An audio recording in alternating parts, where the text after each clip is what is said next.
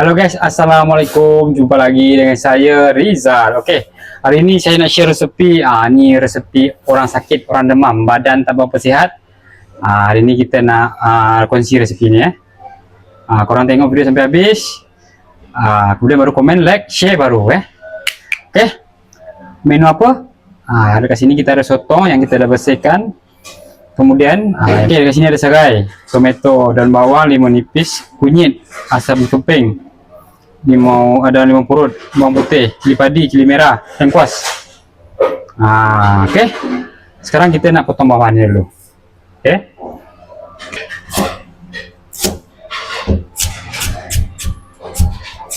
Oke, lepas lengkuas, bawang merah.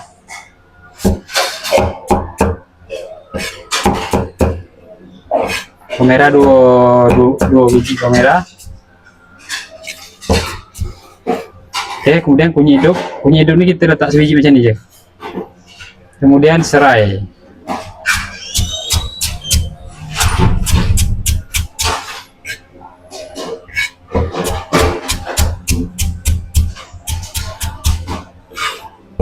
Oke, kemudian cili padi.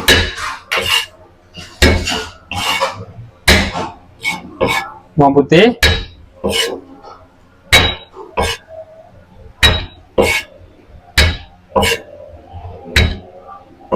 kemudian tomato sebiji,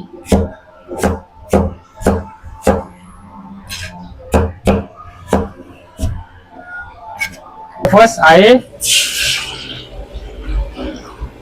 Kita didihkan air ini dulu sebelum kita nak masuk bahan tu. Guys, apabila air kita dah mendidih, baru kita masukkan bahan-bahan tadi. Serai, kunyit, lengkuas, bawang putih, bawang merah. Masuk dalam. Kacau. Kemudian bawang holland sikit.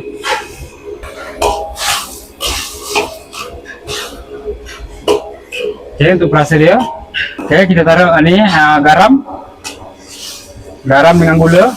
Perasa dia tu belang masing-masing. Kemudian kita sotong sikit. Oke, apabila air kita mendidih baru kita masukkan sotong. Kemudian tomato.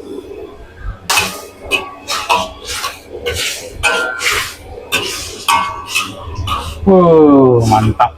Dan asam keping. Asam keping lupa nak tahu awal tadi. Daun limau ni kita cari-carikan macam ni. Dalam.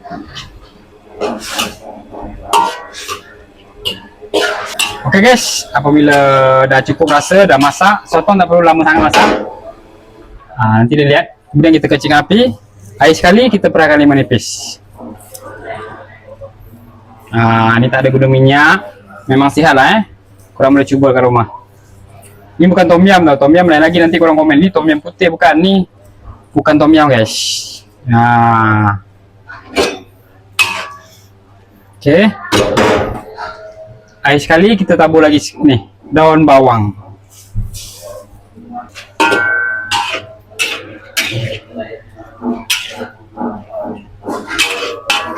Oke, siap, boleh dah.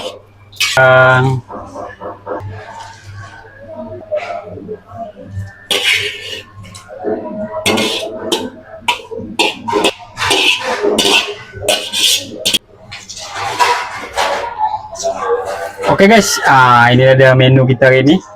Tak tahu nak masak apa. Tapi badan macam tak sedap, macam demam-demam, panas-panas. Korang boleh buat resepi ni guys. Ini memang sedap, irup-irup, kuah-kuah dia.